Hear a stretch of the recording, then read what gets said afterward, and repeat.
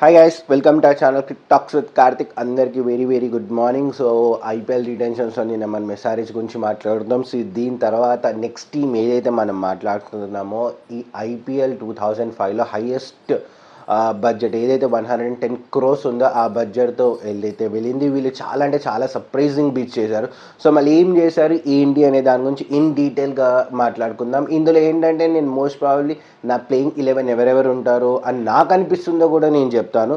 So వాళ్ళు ఏంటంటే వాళ్ళు ఫస్ట్గా లాస్ట్ టైం వాళ్ళకి ఎవరైతే ఆడారో లెఫ్ట్ ఆర్మ్ పేసర్, మన ఇండియా పేసర్ బల్లే హర్షదీప్ సింగ్ని అయితే వాళ్ళు 18 crores తీసుకున్నారు.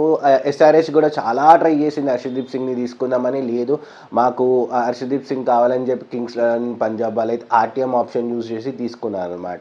సో నెక్స్ట్ వచ్చేసరికి వాళ్ళు శ్రేయస్ అయ్యర్ని తీసుకున్నారు. ఢిల్లీ క్యాపిటల్స్ ఇంకా శ్రేయస్ అయ్యర్ మధ్యలో చాలా అంటే చాలా బిడ్ వార్ జరిగింది. బట్ లాస్ట్కి కింగ్స్ పంజాబ్ వాళ్ళు అయితే శ్రేయస్ అయ్యర్ని 26.75 crores తీసుకున్నారు.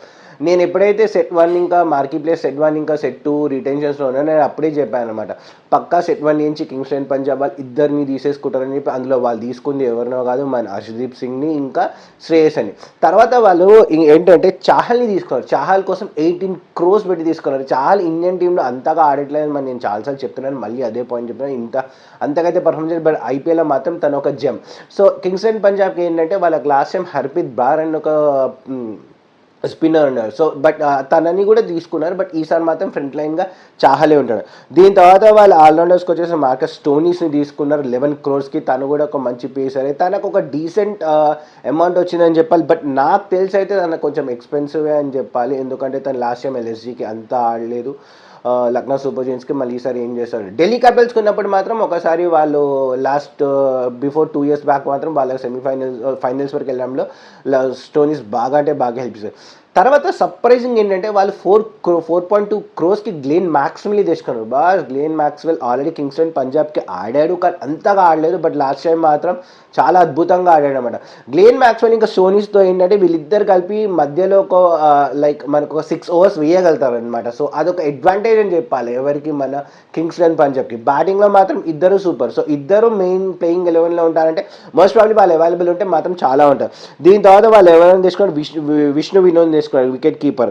సో ఇది అయిపోయిన తర్వాత ఇంకొక మంచి బై ఏంటంటే వాళ్ళు ఈ మార్కో యాన్సన్ సెకండ్ డే ఏదైతే స్టార్ట్ అయిందో అప్పుడే వాళ్ళు 7 crores పెట్టి మార్కో యాన్సన్ని తెచ్చుకున్నారు.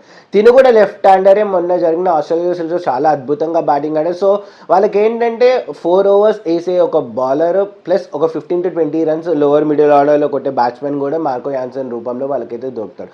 సో మంచిగా అయితే టీం అయితే మంచి బ్యాలెన్స్ అయితే ఉంది. సో వాళ్ళు ఇంకా ఏమేమి బైస్ చేశారో చూద్దాం. వైశాఖ్ విజయశంకర్ మంచి ఇండియన్ బౌలరే వచ్చేసి.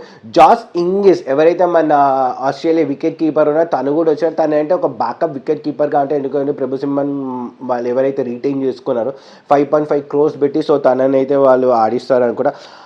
అజ్మత్ ఉమరాజీ ఉన్నాడు. లాస్ట్ టైం వాళ్ళకి సికిందర్ రజా ఉండే అనమాట, ఎవరు మన ఆఫ్ఘనిస్తాన్ నుంచి. సికిందర్ రజా అయితే ఈసారి పాపం ఎవరు తీసుకోలేదు. సో అజ్మత్ ఉమరాజీ, సో తిను కూడా ప్లేయింగ్ లెవెన్లో వస్తా అంటే పిచ్ బట్టి చూడాలి, బట్ అయితే నాకు తెలిసి అయితే రాడు.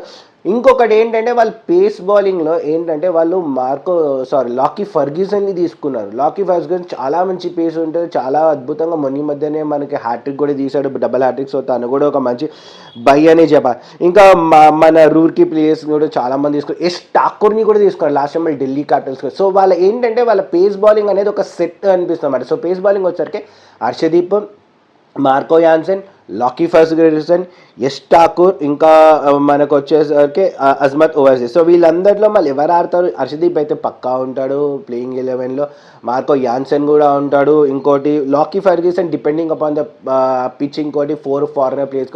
మ్యాక్స్వెల్ ఇంకా సోనీస్ అయితే పక్కా ఉంటారు కాబట్టి సో లాకీ ఫర్గ్యూసన్ నాకు తెలిసి డౌట్, బట్ తనకు కూడా అయితే ఛాన్స్ అయితే ఇవ్వచ్చు. ఎస్ ఠాకూర్ కూడా ఆడే ఛాన్సెస్ అయితే ఉన్నాయి. ఇది కాకుండా వాళ్ళు సర్ప్రైజింగ్ ఇంకోటి ఏంటంటే నేహల్ వధేరాని తీసుకున్నారు. లాస్ట్ టైం మన ముంబై ఇండియన్స్ కాడే చాలా అద్భుతమైన batsmen, left armer. So Nehal వధేరాని వాళ్ళు ఓపెనింగ్ పంపిస్తారా లేదా ఫ్లోటర్గా కింద ఆడిస్తారా అనేది నాకైతే డౌట్ఫుల్గానే ఉంది, బట్ చూద్దాం మళ్ళీ ఏం చేస్తారు. సో శశాంక్ సింగ్ ఎవరైతే రీటైన్ చేసుకున్నా తను ప్లేయింగ్ లెవెల్లో ఫిట్ అవుతాడా లేదా అనేది అయితే కొంచెం డౌట్. ఎందుకంటే వాళ్ళ టీం ఇప్పుడు చాలా బ్యాలెన్స్డ్గా ఉంది. అది ఉంది. ఇక్కడ అంతా చూస్తుంటే ఇవంతా వస్తే ప్రభు సిమ్రన్ అయితే ఓపెనింగ్ వస్తారు. మరి ప్రభు సిమ్రన్తో పాటు ఎవరు వస్తారు ఓపెనింగ్?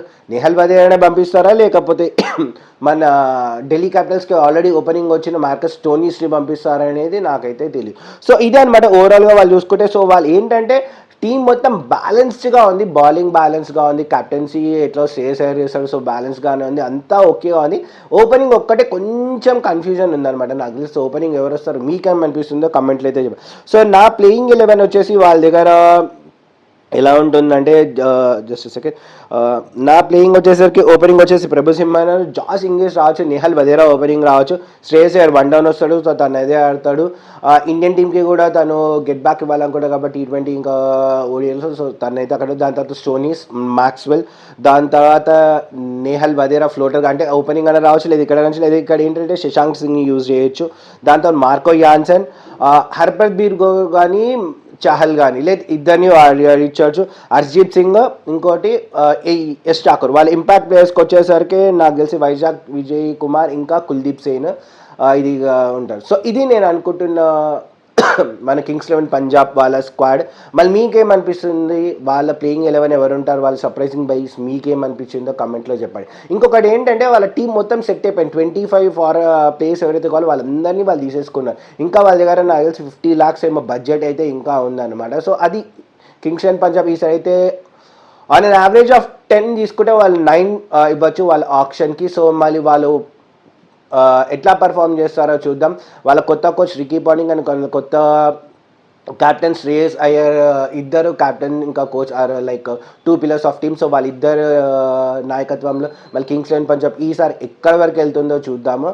మీకేమనిపిస్తుంది దాని గురించి కమెంట్ చేయండి. నేను చెప్పే కంటెంట్ కనుక మీకు నచ్చితే నా ఛానల్ లైక్ చేయండి, షేర్ చేయండి, సబ్స్క్రైబ్ చేయండి. బాయ్.